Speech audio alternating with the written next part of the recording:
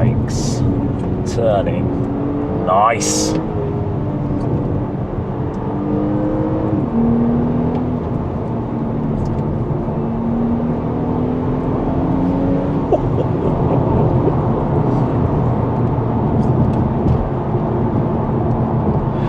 Hey guys, and welcome to Petrol Ped. It's a sunny day, it's a hot day, but I'm back behind the wheel of an old friend. This is the very latest Audi S4 Avant. Oh no, hold on a minute. No, it's not an S4 Avant. It's an S5 Avant. The S5's a coupe, and this is an estate car. Oh, I'll explain in the film. What I can say is it's really quick.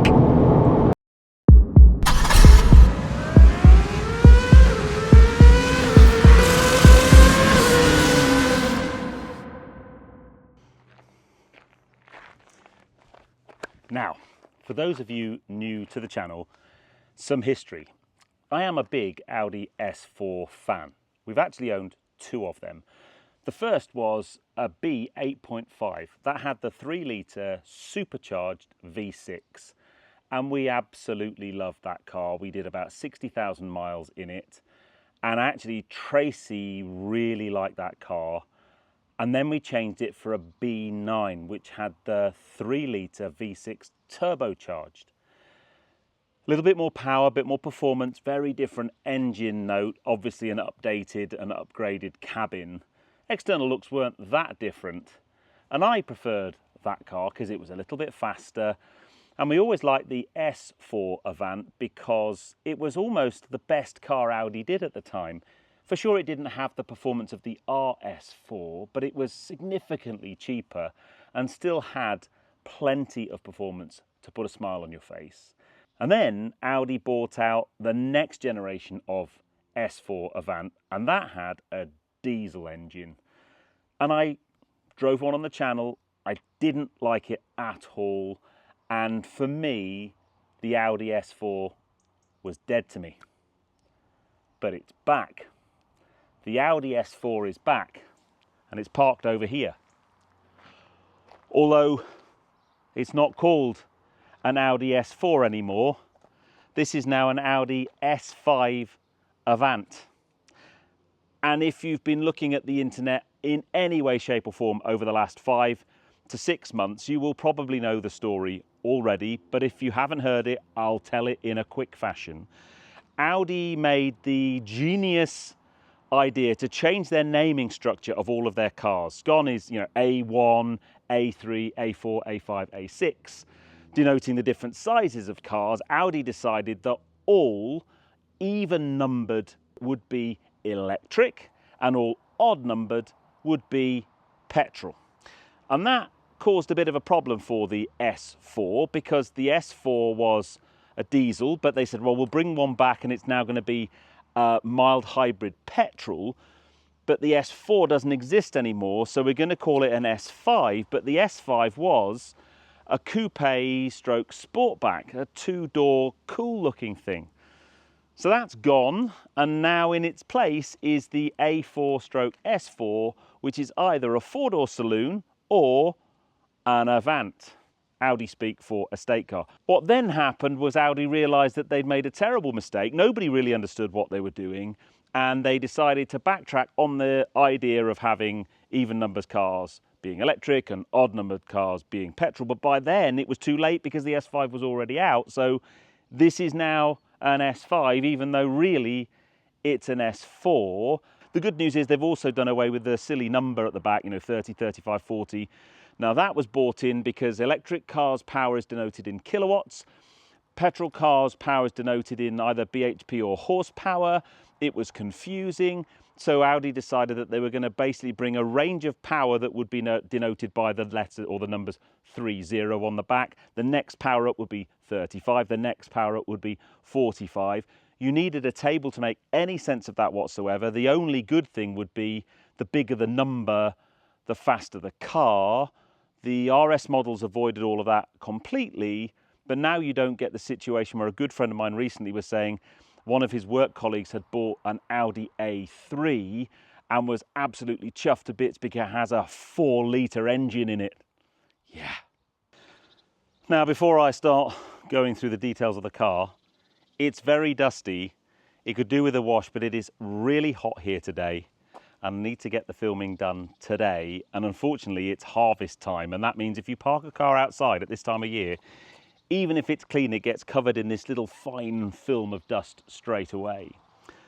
But I'm going to start with some good news, because it's not often these days that I review a new car to market that has a new petrol engine, and that's what this has. So they've ditched the diesel, which is great. I've never really got my head around why the S4 went diesel anyway. I know smooth, powerful diesels are some people's cups of tea, and if it's in something like an SUV, I think they're brilliant. I just don't think the character of that engine matched what I expect from an S4. But now we've got a 3-litre turbocharged V6 petrol engine with a mild hybrid system. Powers up a little bit from the S4 I had. It's now got 367 horsepower and 550 newton meters of torque. But it's the mild hybrid system that's quite interesting, because honestly, you could drive this car, if I didn't tell you anything about it and you drove it up the road, you wouldn't necessarily twig it was a hybrid straight away. It's not a plug-in hybrid. There's no external charge port for you to plug this car in. It doesn't have a dedicated EV mode, but what it will do, a very initial pull away, you'll feel it pull away on the electric motor and then the petrol engine kicks in. But mainly the hybrid system in this car is all to do with efficiency and also to do with performance, smoothing out the kind of torque fill that you find in these hybrids that just gives you that constant, relentless delivery of power. So the engine, brilliant. I'm actually very impressed with it. We'll talk more about it when we're out driving.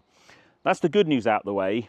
The less good news is I'm not a big fan of the styling. Now, this colour is called Grenadine Red. I had an RS6 in this colour earlier this year, and the spec of that car was just stunning. I'm not a big red car fan, but it just suited that car so well. And I find it really interesting that this is the same colour, but I just don't like the spec of this car. It just doesn't sit well with me at all. And I think it starts at the front, because the older S4s had really smooth, clean lines, especially at the front. And this just looks way too busy for me. It's got these kind of satin chrome details on the grille, which are a little bit of a standout. I like the headlight design, and we'll talk a little bit more about the headlights, because both front and rear lights have lots of different individual lighting elements, and you can customize them. There's sort of like 6 to 8 different lighting options you can choose for your car to make it stand out and look a little bit different. But the bit I'm really not a fan of is this. Now, whether it would look better with a kind of black pack, my second car had a black pack on it, so it had none of this kind of dull matte or satin finish chrome work. I think that just sticks out, doesn't look pretty, doesn't sit in the front end of the car cleanly, and for me ruins the whole car. And I know that's a fairly big statement, but I'm just not a fan. Moving down the side, next up, this car's got a longer wheelbase than the car I had, so that should give us a little bit more room inside.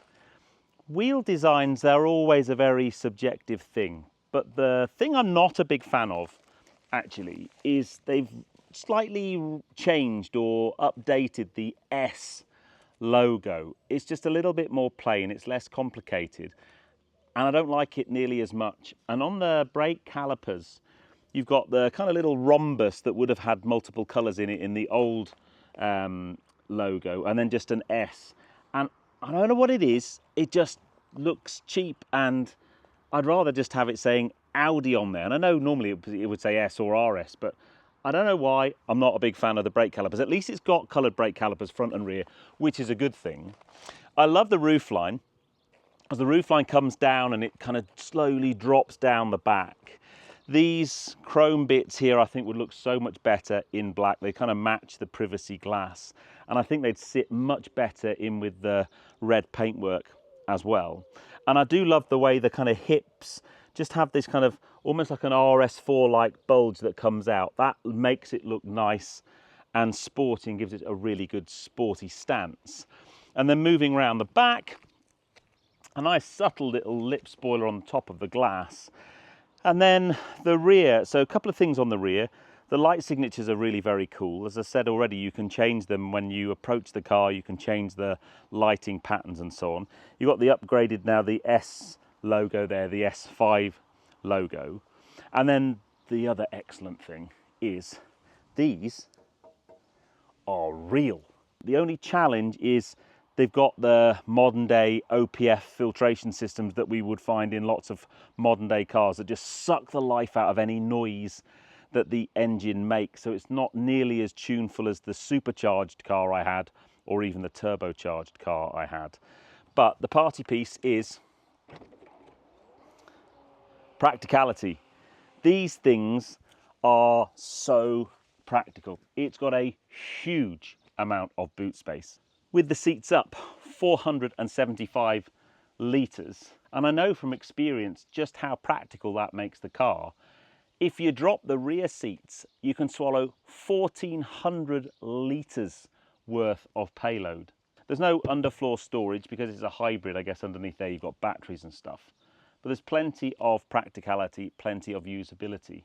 So, rear passenger space. I thought there would be more because of this, I think it's an 8cm longer wheelbase. This seat is set for me as a driver, 6'3", remember, 35-inch inside leg. And it's not terrible, but it could be better. Choice of materials in the back seem very quality and very premium. You've got heated seats in the back in this launch edition car, a couple of USB-C ports. So it's all very nice in here. I would love a pan roof.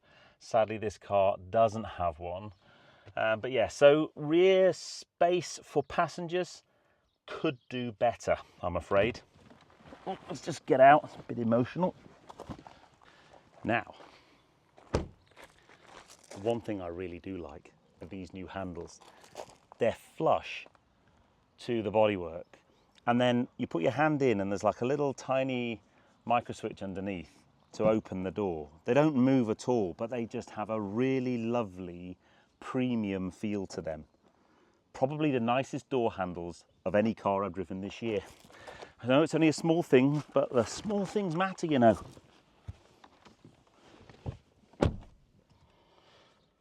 There are two words that I could use to describe this interior. First one is screens. And the second one is piano black plastics. Or is that 3 words? Probably. Yeah, anyway, I think you get my drift. There are 3 screens in this car. There's the main instrument binnacle screen for the driver, a bigger central infotainment screen system for things like your smartphone mirroring, and then there's a third screen for passenger entertainment. But I'm finding it quite interesting because last week I did some filming in a Mark I Audi TT Roadster. That was the first Audi I ever bought all the way back in 2000. But for me, the interior of that car is peak Audi. Just stunning, stunning interior. So analog, but so beautiful. There was none of the touchscreen technology back then, so all you had was a radio head unit with a multi-disc CD auto changer in the boot. Remember those? I think the next big evolution in Audi interiors for me was the introduction of virtual cockpit technology, and I think that really pushed the boundaries for lots of car makers. Audi did it first. Our B9 S4 had that. And that, for me, linked really nicely the kind of screen and dash, but in an elegant way. It was still relatively analog, even though it was a digital screen. The challenge with that car was CarPlay was a thing then, and you could use CarPlay, but the central screen, which was much more subtly mounted into the dash, was controlled by a little jog wheel, and it wasn't a great user experience at all. So I understand that things have evolved, and we now want big touch screens and so on. I just feel that this car just takes it one step too far. And I know it's not dissimilar to what you would see in modern day BMWs as well. This big long sweeping screen, you'd see it from Kia, you see it from Hyundai. It's nothing new really. I'm just not a massive fan. If you come down to the central console, lots of shiny piano black material in here. It is a magnet for fingerprints and scratches. I think it would look so much better in like a brushed aluminium probably, and a lot more durable and a lot more easy to live with. A couple of drinks holders there. There's a wireless mat there for your phone. There are some storage bins. That's not particularly deep bin. I guess you could store a few things in there. There's some smaller drinks size bins on the doors. So there's room to put stuff. But I'm just not convinced. It just doesn't feel premium to me, although actually some of the materials in here, I love this Alcantara on the dash. These seats look and feel fantastic. Steering wheel. Whoa, I used to get some grief for my old S4s because they had the flat bottom steering wheel, which I've always been a fan of. This has got a flat bottom and a flat top. It's kind of like Allegro-esque square steering wheel. Not a fan, sorry. And then the haptic buttons on the steering wheel as well. There's also a little bunch of various buttons on the driver's door. Again, all shiny black, all haptic. The only real buttons in here really are for the windows. The gear selector now is this tiny little button here. Gone is the lovely kind of proper gear stick you could rest your hand on. What I do like though, a couple of things. The stereo is very good, but there are little speakers in the headrest. So when you're running navigation software, and I use Waze, when Waze has an alert for a car stopped on the inside lane or a speed camera or a pothole, that alert actually comes out of the speaker behind me. The same thing when I'm making a phone call. I really, really like that. It was weird the first time it happened because I'm like, where's that voice coming from? And then realised it was coming from there. So, styling, bits I like, bits I really don't like. Interior, bits I like, bits I really don't like. The question is, what does it drive like? Because the old S4 was always this brilliant balance of comfort and performance. So let's take it out on the road because it is baking hot here. I'm sweating like a good one. Take it out on the road and explore the driving credentials of this car and see if it can win me over. Just saying, our local council has actually fixed the road reasonably well. But as with all of these things, now the car's alerting me that it's a 30-mile-an-hour speed limit. It's not, it's a 50, so it's doing the speed bong. So there is a single button you push there, pulls up your ADAS menu on the main touchscreen. I'm going to go lane departure warning off, acknowledge that, speed warning off, back to CarPlay. We now have no more bings and bongs.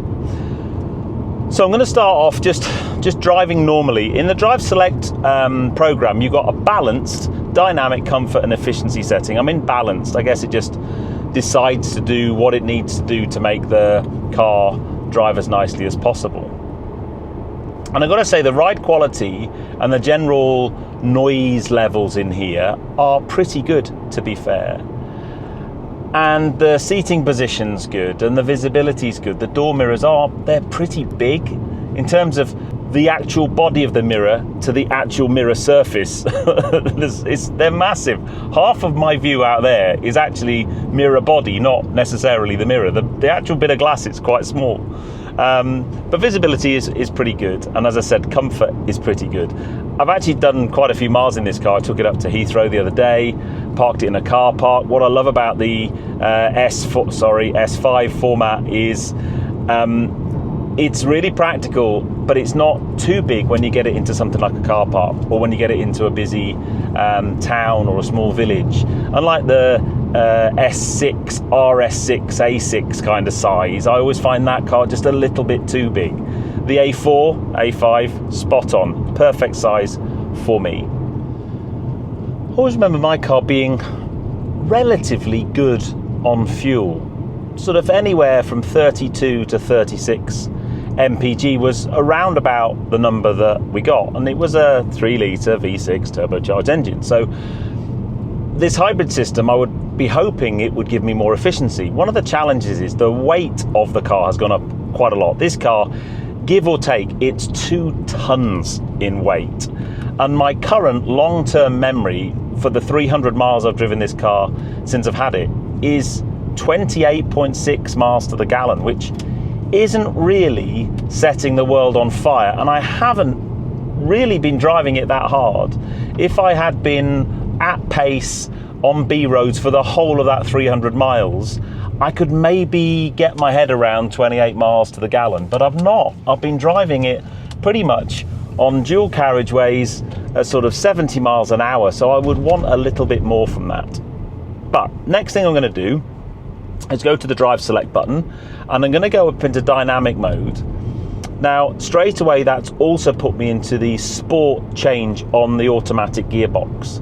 I could just pull the little lever back towards me and that will go back into normal change. But I've always quite liked the sport change in Audis because it's always seemed quite an intuitive gear change. And now the car will change for itself. So if I just kick it down and go down into third,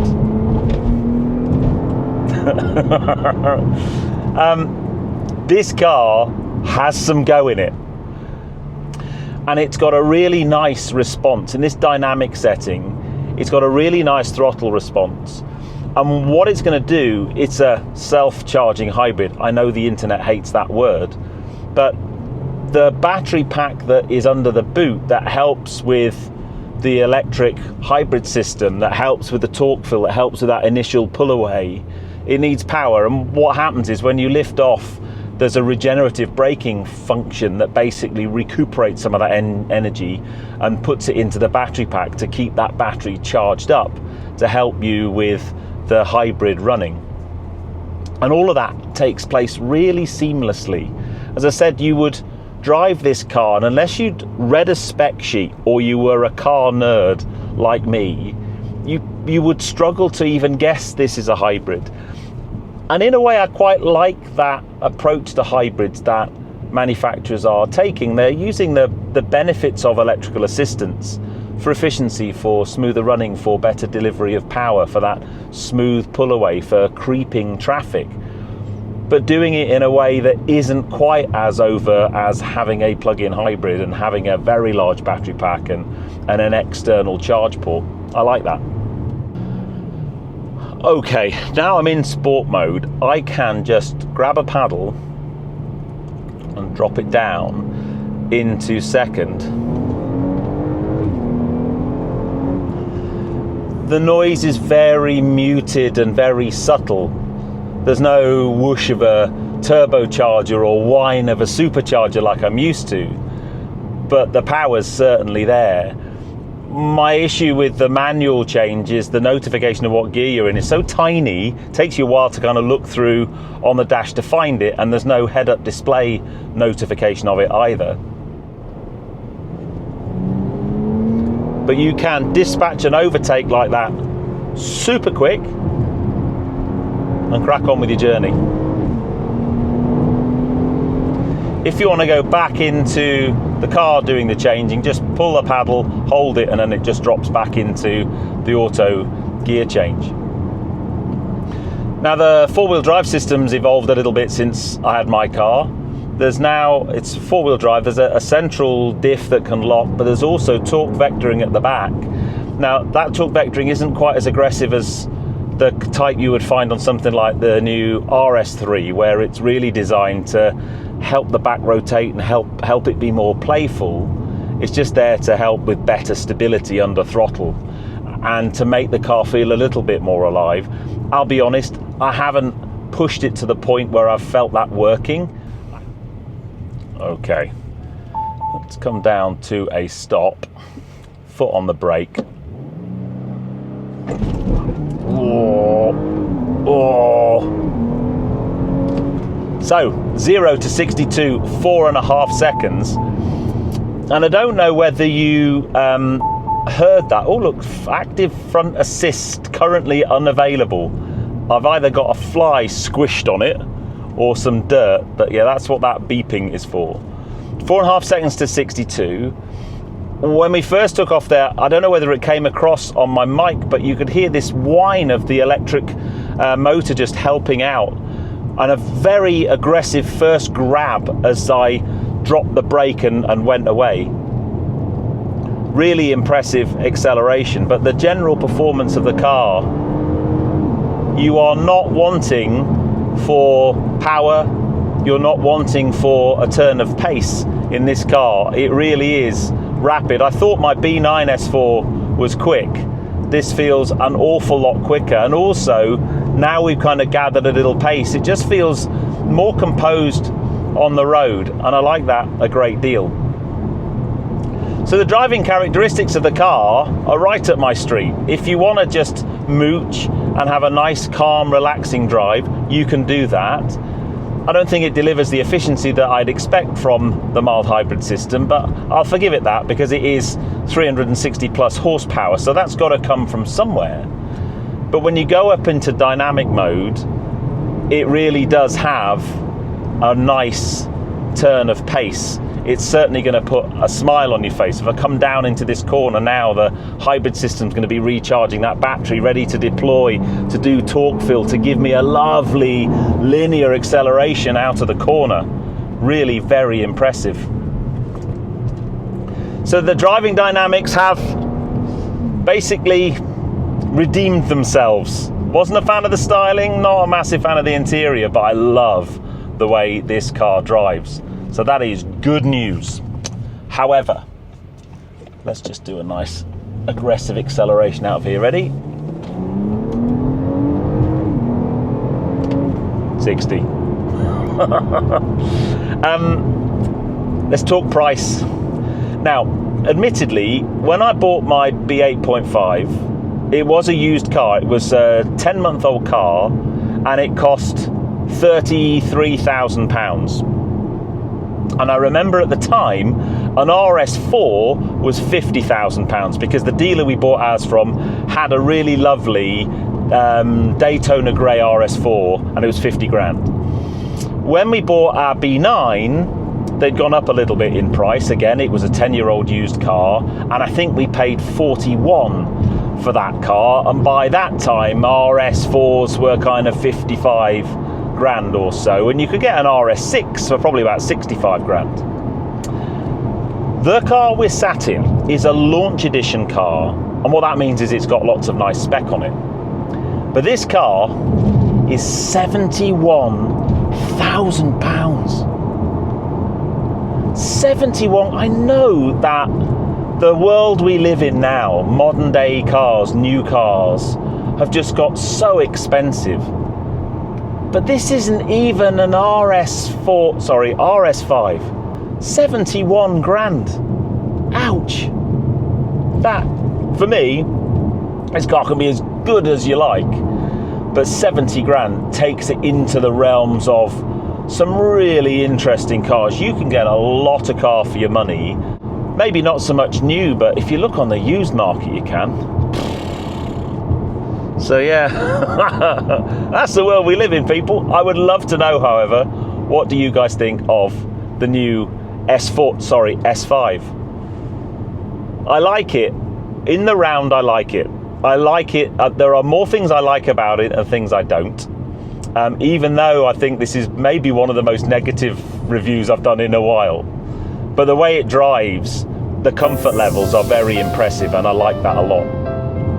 But I hope you enjoyed that. If you did, give me a thumbs up.